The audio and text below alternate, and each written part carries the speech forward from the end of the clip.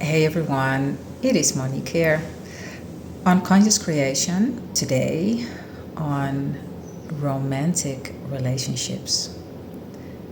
What I notice in people in my personal life, especially women, I don't know how it is with men. If there's a man watching, then you have to tell us, please. And online, people complain about men and they look for answers and they are searching for how to behave in order for someone to reciprocate in a way that they wish. All of this doesn't bring you anywhere. Why? Because it places causation outside of you. When you follow the teachings of Neville, Seth Bashar, channeled teachings mostly, and I'm very much into channeled teachings because channels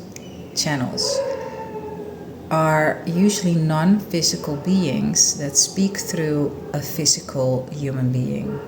The physical human being is usually in the meantime so clean and clear that they speak truth with a capital T, because everything is true if you want it to be, because it's the beliefs that create your life experience. Believing is seeing. Truth with a capital T is reality is a mirror. Everything comes from you. It is your personal bubble of reality. Yes, we co-create, yes, we interact, but how I show up in your reality is only known by you, and it's based on your belief system, your feelings, your ideas, your perspective. Everyone in your life is a mirror, so stop finding fault in how he behaves, how he doesn't behave, how she behaves, how she doesn't behave, because none of it is relevant. What is relevant is what are you making it mean? I love how Bashar teaches us that reality is inherently meaningless. We give it meaning. And what meaning we give it is based on our definitions about ourselves, our perspective. And your perspective changes as your personality changes, as your identity changes, as your state of being changes. It is not set in stone. And I had, personally, I recently had, I received a text message. And when I heard it, I was like, it was a voice message. I was like, I don't know what to do with this. And I first checked my state. I thought, okay, what's going on? Who is listening? And what is she hearing? And I heard kind of flakiness is what I heard. And I thought, okay, I'm gonna leave it. I'm not gonna react. I'm going to settle down and I'm going to listen to it again later today, which I did.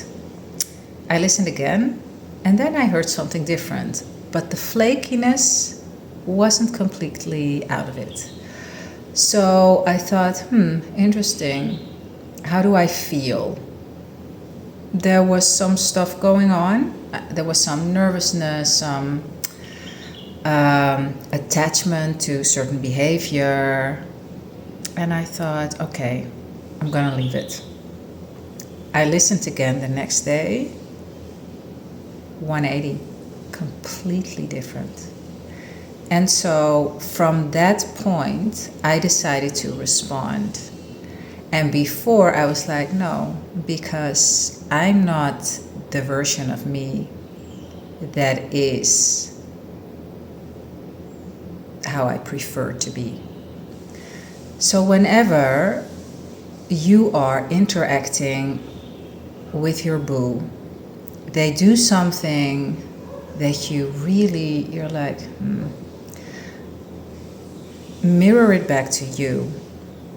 Who are you being that you are seeing what you are seeing? And also, when you shift states, maybe not the same day, maybe the next day, maybe a week from now, take your time, and you go back to the interaction, I bet you have a different perspective. Moral of the story: stop placing causation outside of you. Romantic relationships, all relationships, are your responsibility, not the other person. They are not a narcissist. They are not avoidant. They are not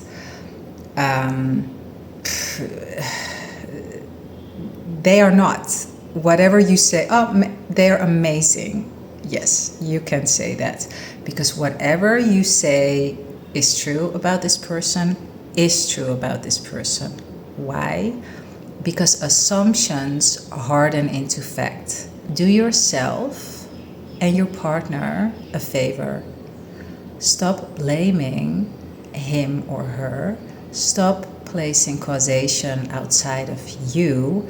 Take responsibility for your happiness and take responsibility for their behavior in your life. There is nothing to change but self, and it is so wonderful when you stop placing causation outside of you. All of a sudden you become the god of your reality, which you have always been, but you have been giving crown to someone else. A fit mind creates a beautiful body and an epic life. I will see you in the next video tomorrow.